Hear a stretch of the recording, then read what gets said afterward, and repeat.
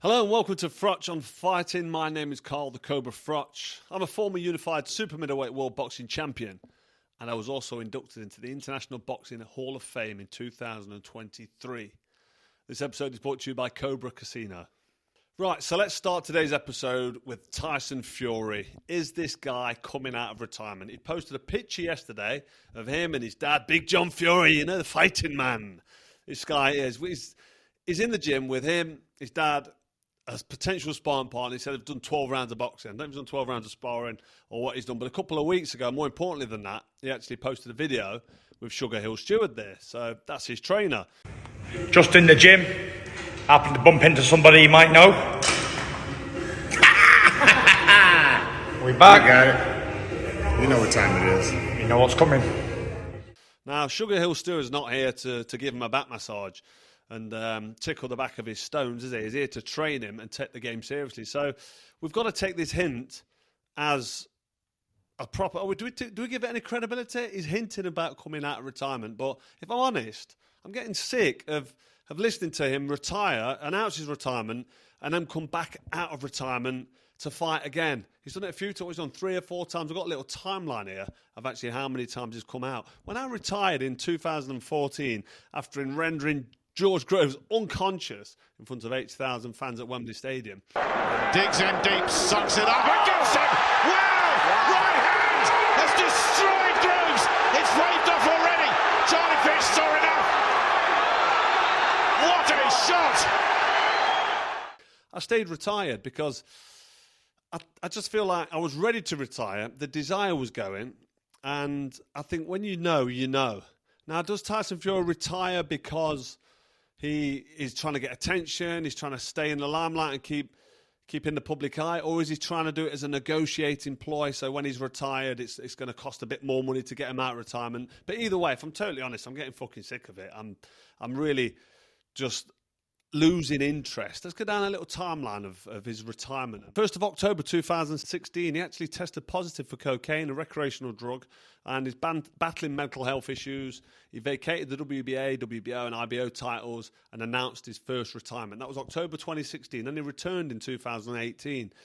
Then, 2nd of April 2022, after knocking out Dillian Whyte with that crisp uppercut at Wembley Stadium in front of 70,000 fans, and that was a good uppercut as well, nicely timed, clean on the chin, absolutely flattened Whyte. He sort of hit him with an uppercut, didn't he, and pushed him over, and Whyte was like, well, he pushed me. He was like, mate, he chinned you, don't worry about the push.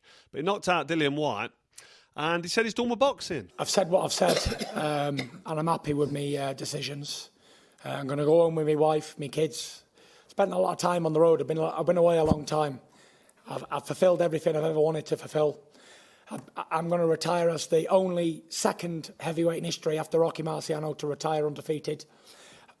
2-time Ring Magazine heavyweight champion of the world.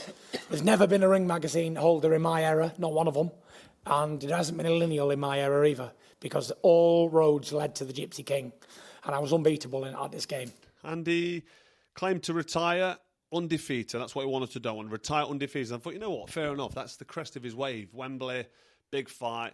Chin the next in line, who was dealing. Was he the next in line? Well, he was certainly tapping on the door wanting for a world title. But just months after retiring for the second time. Just a quick message to let everybody know that I, the Gypsy King, am happily retired. But to get me out of retirement, considering I don't need the money and I don't need the aggravation, it's going to cost these people $500 million. But anyway, 3rd of August, on his 34th birthday, Fury retired again. He announced his retirement. He said, that's it now, I'm done for good. 10 days later, he unretired himself and called out Anthony Joshua, a fight we've still not seen. Anthony Joshua, I know you've just lost a fight to Usyk and you're boutless at the moment. And I'd like to give you an opportunity to fight me for the WBC Heavyweight Championship of the World and the Lineal Championship in the next few months. You're coming off a 12-round fight, so you're match fit, you're ready. I'm giving you a few months' notice. If you're interested, I'll send you the date over and we can rumble. A Battle of Britain for the WBC Heavyweight Championship of the World. Let me know if you're interested. If not, I will select another opponent. Thank you very much and good night. So we fast forward now to the 4th of January 2025. That's the most recent one. Following his loss to Alexander Usyk, he announced he was stepping away from boxing. Hi everybody, I'm going to make this short and sweet. I'd like to announce my retirement from boxing. It's been a blast. I've loved every single minute of it, and I'm going to end with this. Dick Turpin wore a mask. God bless everybody. See you on the other side. Get up! And that kind of made sense. He had a great fight with Usyk. It's the second time fighting Usyk. Not good enough, not quite. Just not busy enough. I'm not going to say he was outclassed because he wasn't, but he was well beaten. I mean, he was complaining about, I thought I'd won the fight. It was closer than that. I've been robbed and all that. And you don't get anything that going his way, and nothing goes in his favour. But come on, he got outpunched, outworked, and beaten by the better man on the night. And like I said, there's no shame in losing to Alexander Usyk, one of the finest to probably lace up the gloves. So he's been off now for a while and is being seen training again. And that's fueling these rumours of him potentially coming out of retirement, a comeback. Now, does anybody actually believe him that he's going to come out of retirement? I know the fight with Anthony Joshua is an interesting one we want to see, one that I certainly want to see. First of all, I'd just like to say, why retire, why come out? I've touched on it. When I retired, I kind of went straight into working as a boxing pundit for a broadcaster, Sky Sports. I was on there for quite a few years. I did most of Anthony Joshua's career, the back end of Kell Brook's career, Tony Bellew, David Hay, all that stuff. I went to America, I saw Canelo and I think it was Daniel Jacobs. I saw the Mayweather, Pacquiao, the Mayweather, Conor McGregor. I've got a lot to be grateful for. I was involved in so many big fights and I was kind of the lead sort of pundit, if you like. I did a bit of commentary, but mainly just the pundit, building the fight and then talking about the reaction after. Loved it. So I got to go and sit ringside for all these big fights and give my 10 pence worth. Remember when I told Floyd Mayweather that I once boxed in front of 80,000 fans at Wembley Stadium? My last fight, before I knocked out George Groves at Wembley Stadium in front of 80,000 fans, I worked a lot on power. So I did a lot of swimming and I chopped down a few trees myself. And then I held my feet and then I knocked him out. That was a good moment for me. Career highlight, probably. But that kept me out of the ring, sitting ringside and sort of looking at the punches land and listening to the noise and the crunch and watching people get ironed out. And I thought to myself, whoa, this is actually quite a tough sport. When you're in it and you live in it and you're training it every day, you kind of don't realise the severity of what you're doing and how intense it is. I just enjoyed it and give it my heart and soul. But I was ready to retire. So my desire was going. The injuries were catching up with me. I took a few licks off George Groves in that first fight, then set it right in the second one and just thought, you know what, Wembley Stadium, 80,000, earned a few quid, crest of a wave, retire at the top. You know, because I retire a champion, live the rest of your life a champion. So that's what kept me out, being involved around the sport. Now, Tyson Fury's got 7 kids, so they'll keep him busy. I've got my 3 children. I love spending every day with them, as much time as I can I spend with them. And my wife, who's amazing, Rachel, she's just such a good mother, a perfect wife, and I'm very blessed. I'm a very lucky man. But Tyson, I just feel that when he retires, he's out of the limelight and he's struggling to cope with retirement, post-boxing life for him. I feel like he's got nothing to really get stuck into. So he keeps toying with the idea of coming out of retirement. Keeps coming, but he retires, then he comes back out of retirement. We know that it's been, it's been reported that he's got bipolar, so he gets depressed. He's on a high. He's happy, then he's depressed. 1 minute he's happy, next minute his head's gone, and he's looking at coming out of retirement. So that might be to blame why he's retiring and coming back. He kind of don't know what he wants to do himself. The only reason I would say justifiably that Tyson Fury can come out of retirement won't be for a rematch with Usyk. He's fought Usyk twice, give a good account of himself, got beat twice. The first one was a worse beating than the rematch, but he still got well beat in the rematch. Does he come back and fight? Daniel Dubois not a bad fight, but young, hungry lion. I know he's tied up now with the rematch with Usyk, which I believe Usyk's going to do the job again, and that's nothing against Daniel Dubois.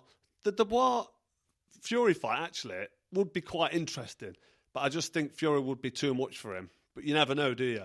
But that aside, he's tied up, Dubois. We're talking about Fury. If he comes out of retirement, the only fight really that's going to be interesting for the fans, the only fight that I want to see personally, I would want to see, not that I'm mega interested and I'm like, if it doesn't happen, I'm going to be annoyed or feel like I've missed out on something, because I won't do. If he fights Anthony Joshua, that will be the one that people want to see. That will probably still fill Wembley, but as a boxing purist and as a lover of the sport, am I that bothered if Tyson Fury never steps in the ring with Anthony Joshua? I'll be honest, no. AJ's been flattened, ironed out a few times.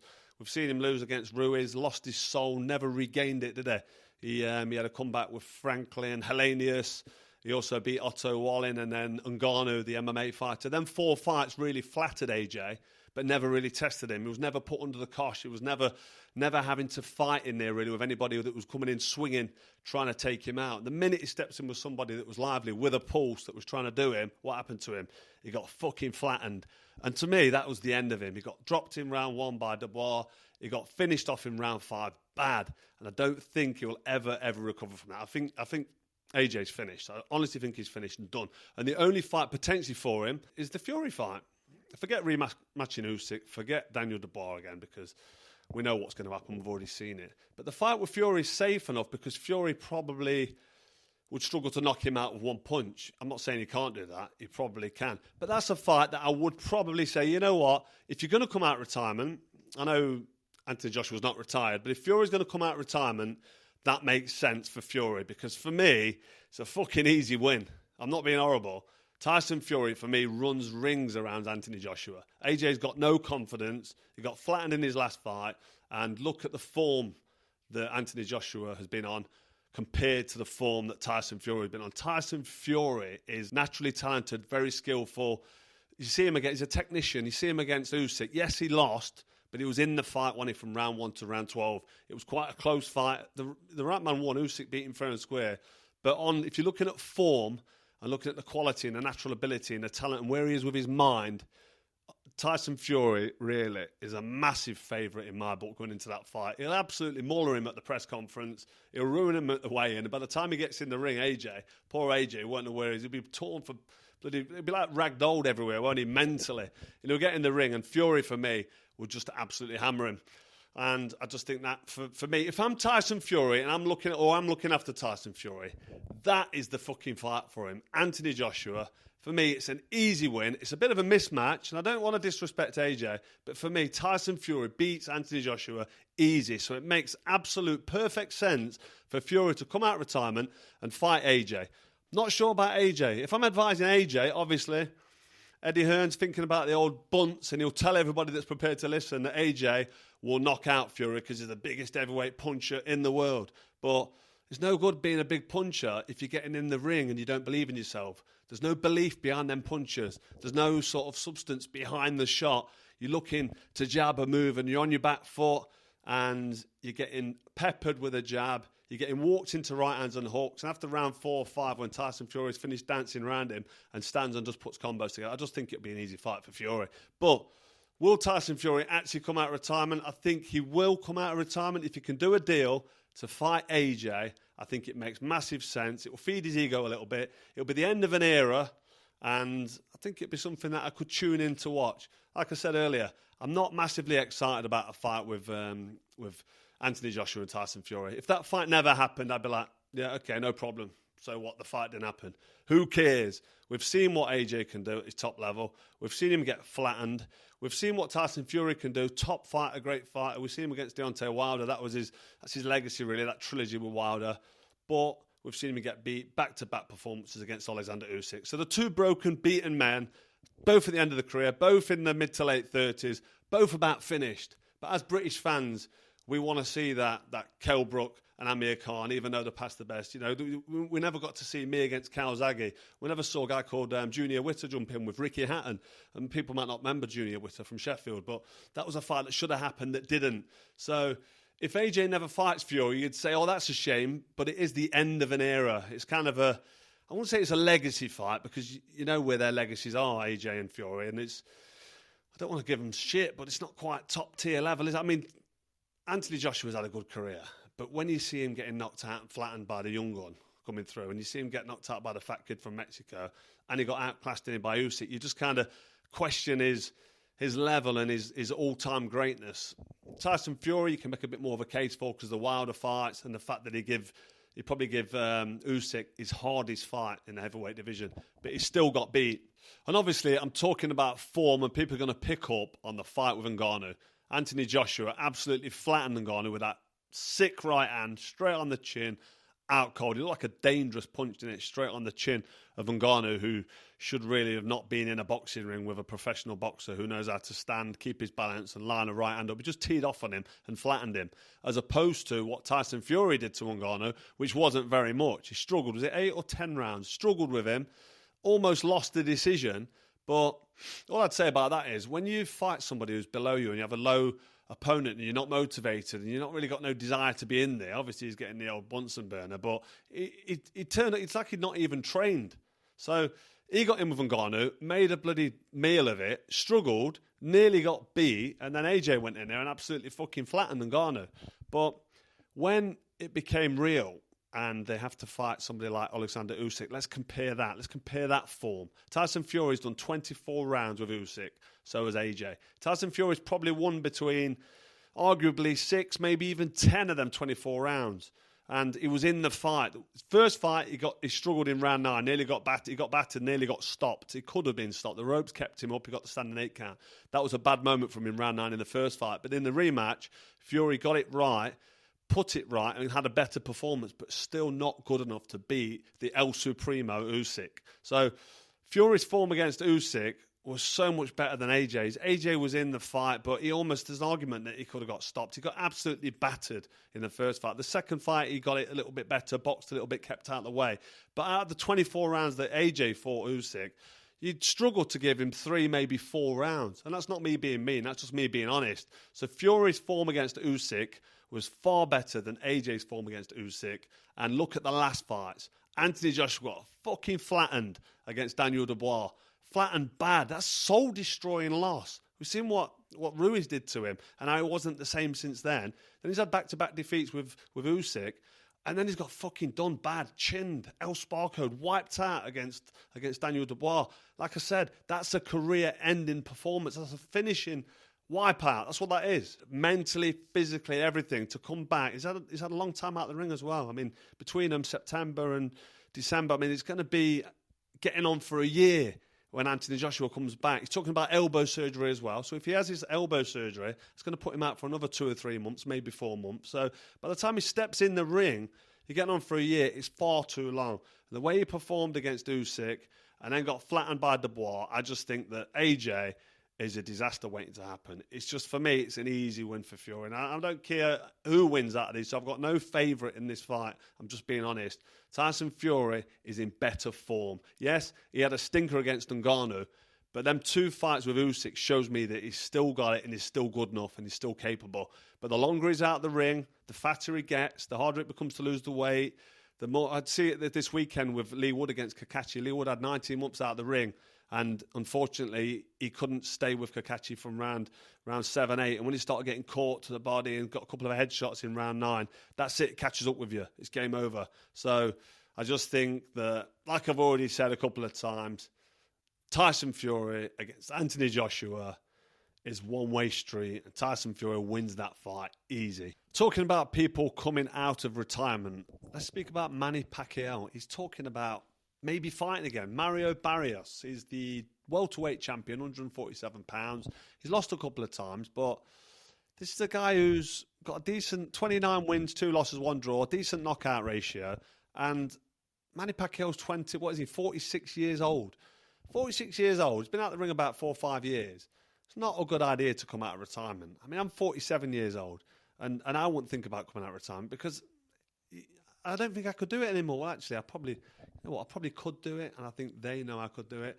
Who's that guy that fought Canelo? Was it Skull? I had to think if I got in with Skull, I'd back him up, smash him to bits. I think Canelo Alvarez probably too big and too strong for all these. But anyway, this ain't about me. This is about Manny Pacquiao coming out of retirement and potentially thinking about fighting again. Now, I don't think it's a good idea. £147, fighting Barrios. It's supposed to be July 19th in Las Vegas. Why is he doing it? Surely he's not run out of money. I think he's made an absolute fortune. He's in politics now a little bit. I spoke to him on Froch and Fighting a few months ago. He's quite a small guy, so I think £147 would be okay. But I don't get what's motivating him. I don't get why he's doing it. He had that bit of an exhibition fight with the ex-MMA fighter. Didn't look great in that. I don't understand. I mean, for the younger demographic on this channel, Froch on Fighting, the best in the business. For those of you who don't know who Manny Pacquiao is, what is he? He's an 8 weight division. 8 weight division world champions? No, 5 weight division world champions. So the first boxer to win lineal championships in 5 weight divisions. So lineal titles, the man who beat the man, but he's now retired from that division. So he beat Oscar De La Hoya, Miguel Cotto, Ricky Hatton, Juan Manuel Marquez 3 times. I mean, have a look at these fighters. Eric Morales, Marco Antonio Barrera. That was the guy to end Prince Nassim Hamed's career. Finished him off, gave him his loss out there in Vegas. I was sat there that night ringside. I had a couple of £100 on Nassim Hamed to beat Barrera stupidly, and he got beat. But anyway, Pacquiao has been in with all these top fighters. He's such. I mean, Floyd Mayweather. I know he lost the Mayweather fight. That was one of them fights that happened too late, and I think he had a shoulder injury. But just a top fighter, unbelievable. One of the best. He's probably top 10 all-time greats. Manny Pacquiao. I don't think anybody could argue that you wouldn't be able to put Manny Pacquiao in the top 10 of all time, any era, forever. Just unbelievable fighter. Why is he coming back?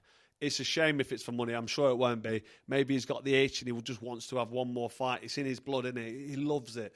But I don't think he should be walking straight into an immediate world title fight. But then again, he's not going to have a warm-up. He's not going to have the body or the desire or the physicalities to be doing another training camp. So straight into a world title fight. But I've got a feeling this will probably end in tears. I don't think it should be happening, but good luck to Manny Pacquiao if it happens.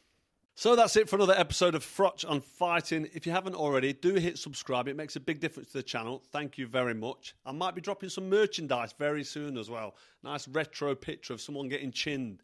Maybe drop the 80,000. Little pull on the pushes in there as well. So look out for that. And until the next time, you take care.